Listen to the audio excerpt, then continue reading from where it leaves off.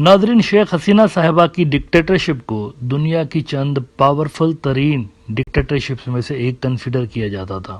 اس کی وجہ یہ ہے کہ ان کا تقریباً ملک کے ہر ادارے کے اوپر ڈائریکٹ کنٹرول تھا، پولیس سے لے کر فوج تک اور عدالتوں سے لے کر الیکشن کمیشن تک ہر ادارہ ملک کا شیخ حسینہ صاحبہ کے کنٹرول میں تھا، اور عوامی لیگ کے لائلسٹ ان کے اوپر بیٹھے ہوئے ہوتے تھے۔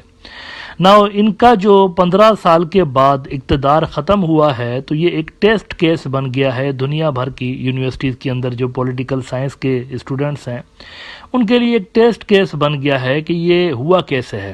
یعنی ان کا جب اتنا زیادہ کنٹرول تھا، اتنی زیادہ گرپ تھی ان کی پاور کے اوپر، تو یہ دھپڑدوس ہوئی کیسے ہے، اور وہ بھی تب جب کہ انہوں نے حال ہی میں تو الیکشن جیتا ہے اور سو کالڈ میجورٹی کے ساتھ بھی جیتا، تو یہ کیسے ہوا؟ اس پہ ریسرچ دنیا بھر میں ہو رہی ہے۔ اب وہ کچھ انڈین نیوز آؤٹ لیٹس ایسے ہیں جنہوں نے دعویٰ کیا ہے کہ چائنا کے اندر بھی اس کو ریڈ کیا جا رہا ہے کہ یہ کیسا ہوا ہے، اور تائیوان کے اندر جو کچھ بھی ہونے جا رہا ہے آنے والے دنوں میں، جو کچھ بھی چائنا کرنے جا رہا ہے وہ کچھ سمیلر ہو سکتا ہے بنگلہ دیش کے ماڈل کے جیسا۔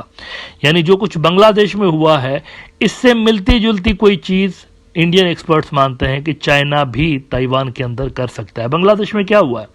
بنگلہ دیش میں یہ ہوا کہ جیسے ہی ایک پاورفل ڈکٹیٹر بھاگی ہے تو بہت جلد ایک گورنمنٹ بن گئی، وہاں پر بہت ہی تیزی کے ساتھ گورنمنٹ بن گئی اور اس نے سارا معاملہ اپنے کنٹرول میں بھی لے لیا۔ تو اس سے انڈین ایکسپرٹ سمجھتے ہیں کہ محسوس یوں ہو رہا ہے کہ ایک شیڈو گورنمنٹ پہلے سے ہی تھی۔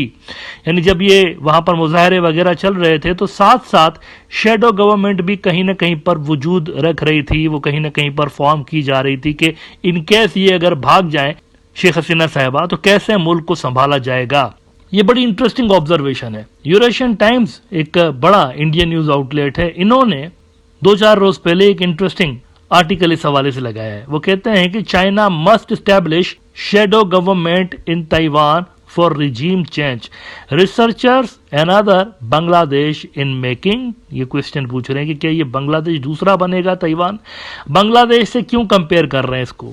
اس کا جواب وہ آگے دیتے ہیں کہ a newly surfaced report from the Washington based think tank the Center for Strategic and International Studies CSIS has revealed that researchers at Xiamen University have recommended Beijing prepare a shadow government to facilitate a rapid regime change in Taipei should China and Taiwan proceed with what Beijing terms reunification. یعنی کچھ ماہرین جو China کے ہیں انہوں نے اپنی حکومت کو یہ صلاح دی ہے کہ تائیوان کے اندر شیڈو گورنمنٹ بنانے کی تیاری شروع کریں تاکہ جب ہم ری یونیفیکیشن کر دیں تائیوان کی تو ریزسٹنس نہ آنے پائے، اور وہ جو شیڈو گورنمنٹ ہوگی وہ معاملات کو فوری طور پر سنبھال لے گی، اپنے ہاتھ میں لے لے گی۔ ایسا ہی کچھ بنگلہ دیش کے اندر بھی ہوا ہے نا، وہی سیم فارمولا یہاں پر وہ کہہ رہے ہیں اڈاپٹ کرنے کی کوشش کریں۔ کہتے ہیں کہ according to the now deleted article, یہ امپورٹنٹ بات ہے کہ ناؤ ڈیلیٹڈ آرٹیکل، اس کو ہٹا دیا گیا ہے، پہلے پبلش ہوا اس کے بعد ہٹا دیا گیا، which CSIS has reviewed. The unnamed authors urged China to establish a covert administrative body ready to take over تائپی۔ یہ بات یاد رکھیے گا کہ چائنا کے اندر یہ خیال ہے، اکثر جو ان کے پالیسی میکرز ہیں وہ سمجھتے ہیں کہ تائیوان کی ری یونیفیکیشن بلڈ لیس ہوگی، اس کے اندر کوئی مار دھاڑ نہیں ہوگی، یہ مطلب پیسفل ری یونیفیکیشن وہ اس کو بول رہے ہوتے ہیں۔ اس کے لیے یہ سارے منصوبے بنائے جا رہے ہیں، شیڈو گورنمنٹ اور یہ سارا کچھ۔ کہتے ہیں کہ this shadow government would be tasked with ensuring a smooth transition in key areas such as education, military, trade, and other critical sectors. The plan, according to the researchers, is intended to expedite the process and mitigate disruptions in the event of Taiwan's integration with China. اور اس میں بنگلہ دیش کے حوالے سے وہ کہہ رہے ہیں کہ یہ سارا کچھ جو بھی ہوگا وہاں پر یہ تھوڑا تھوڑا بنگلہ دیش سے میچ ہوتا ہوا نظر آتا ہے۔ کہتے ہیں an expert who did not wish to be identified told the Eurasian Times that ideally Beijing would like to topple the Taiwanese government without firing a bullet. Beijing may want to study how Sheikh Hasina, the ex-PM of Bangladesh, was dumped after 15 years of unopposed rule. The plotters always had the shadow government ready, which was to be led by Muhammad Yunus once a pro-Beijing government is installed by hook or by crook. things would not be very difficult from there. یعنی کہ بنگلہ دیش کے model سے Chinese ماہرین یہ سیکھ حاصل کر رہے ہیں کہ پہلے وہاں پر گورنمنٹ ٹاپل کی جائے تائیوان کے اندر، اور اس کے بعد دوسری گورنمنٹ آ جائے وہاں پر، انٹرم گورنمنٹ یا اس طرح کی کوئی گورنمنٹ آ جائے، اس کے بعد وہ جو نئی گورنمنٹ آئے گی، پرو چائنا گورنمنٹ تائیوان کے اندر آئے گی، وہ نئی گورنمنٹ پھر ری یونیفیکیشن کے پروسیس میں فیسیلیٹیٹ کر سکتی ہے۔ تو بنگلہ دیش کا جو ماڈل ہے، جو کچھ بھی وہاں پر ہوا ہے سیاسی سیٹ اپ میں، وہ نہ صرف ریجن کے اندر بلکہ ریجن سے باہر بھی خبروں کے اندر ہے، اور اس پر ریسرچرز جو ہے وہ اسٹڈی کر رہے ہیں کہ یہ کیسا ہوا ہے، اور اس کے اندر اگر ڈیفرنٹ علاقوں کے اندر ڈیفرنٹ ریجنز میں اس کو اپلائی کیا جائے تو کس طریقے سے کچھ موڈیفیکیشن اس میں ایڈ کی جا سکتی ہیں۔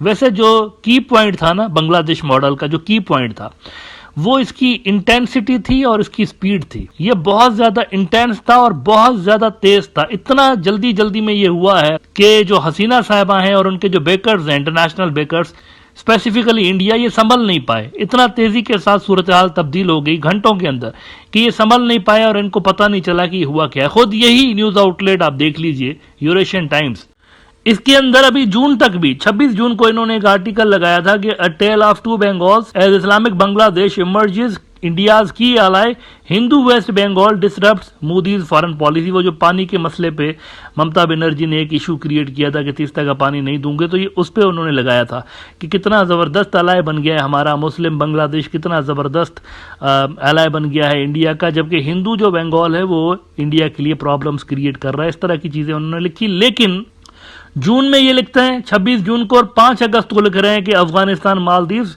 اینڈ ناؤ بنگلہ دیش، India loses another key ally as Sheikh Hasina ousted from office۔ اتنا جلدی میں یہ ہوا ہے کہ عوامی لیگ اور انڈیا کو سنبھلنے کا موقع نہیں ملا ہے۔ تو یہ جو سپیڈ ہے نا اس کی، یہ جو ساری ایونٹس وہاں پر ہوئے، وہ اصل میں اسی لیے کامیاب ہوئے کہ انٹینسٹی اور سپیڈ ان کے اندر بہت زیادہ تھی۔ اچھا، اس کے اندر ویسے کئی مقامات پہ اسٹریٹجک ریپوزیشننگ بھی ہمیں اسٹوڈنٹس کی جانب سے نظر آئی، مطلب بڑی حیران کن بات ہے۔ پہلے انہوں نے، آپ کو یاد ہوگا کہ وہ جو مارچ انہوں نے پلان کیا تھا ڈھاکہ کی طرف، یہ مارچ کرنے کا انہوں نے اعلان کیا ہوا تھا، وہ پہلے دوسری ڈیٹ کو تھا، لیکن شیخ حسینہ نے اس کو کرش کرنے کے لیے جب اسٹریٹجی بنائی تھی تو یہاں سے بھی کاؤنٹر اسٹریٹجی بنائی گئی تھی اور اس کو ڈیٹ کو مزید پیچھے کر دیا گیا۔ نیکسٹ ڈے انہوں نے 24 گھنٹے کے اندر اندر انہوں نے اناؤنس کر دیا کہ ہم آ رہے ہیں ڈھاکہ کے اندر۔ تو یہ جو بھی موومنٹ تھی یہ بڑی ہی انٹینس قسم کی تھی، یعنی سنبھلنے کا موقع نہیں ملا گورنمنٹ کو، گورنمنٹ کی مشینری کو سنبھلنے کا موقع نہیں ملا کہ کیسے کرش کرنا ہے۔ پہلے والی ویو میں تھوڑی بہت ان کے پاس یوں سمجھے کہ سانس لینے کی جگہ تھی عوامی لیگ کی سرکار کے پاس، اسی لیے پہلے والے مرحلے میں انہوں نے تھوڑا بہت کنٹرول کر لیا تھا۔ آپ کو یاد ہوگا انٹرنیٹ کافی دنوں تک بند کرنے کے بعد دوبارہ کھول دیا گیا تھا۔ شیخ حسینہ نے کانفیڈنس کے ساتھ ایک بیان دیا تھا کہ مجھے سری لنکا والے راجہ پکساس کی طرح ملک سے بھگانے کی سازش کی جا رہی تھی، انہوں نے بیان دیا تھا۔ بیچ میں ایک تھوڑا سا پاز آیا تھا نا 2-4 روز کا۔ یہ 2 مراحل پہ تھا۔ پہلا مرحلہ تھا جس میں آپ کو یاد ہوگا کہ وہ سپریم کورٹ نے بیچ میں پڑھ کر تو رولنگ کو ختم کر دیا تھا، وہ جو ہائی کورٹ کی رولنگ تھی، اور پھر دوسرا مرحلہ یہ تھا جس میں شیخ حسینہ صاحبہ بھاگ گئی تھی۔ تو پہلے مرحلے میں شیخ حسینہ کو لگا کہ انہوں نے کنٹرول کر لیا ہے، لیکن سیکنڈ والا جو مرحلہ جلد ہی سٹارٹ ہو گیا، within few days start ہو گیا، اس کے بعد اس میں ان کو سنبھلنے کا موقع نہیں ملا۔ تو یہ بڑا انٹرسٹنگ پولیٹیکل واقعہ رہا ہے، نہ صرف بنگلہ دیش بلکہ پورے ساؤتھ ایشیا کی ہسٹری کے لیے، جس پہ عالمی ریسرچرز اس وقت اسٹڈی کر رہے ہیں اور یہ دیکھنے کی کوشش کر رہے ہیں کہ شیخ حسینہ کے ورودیوں نے کس طریقے سے اپنے پلان کو ایگزیکیوٹ کیا ہے بنگلہ دیش کے اندر۔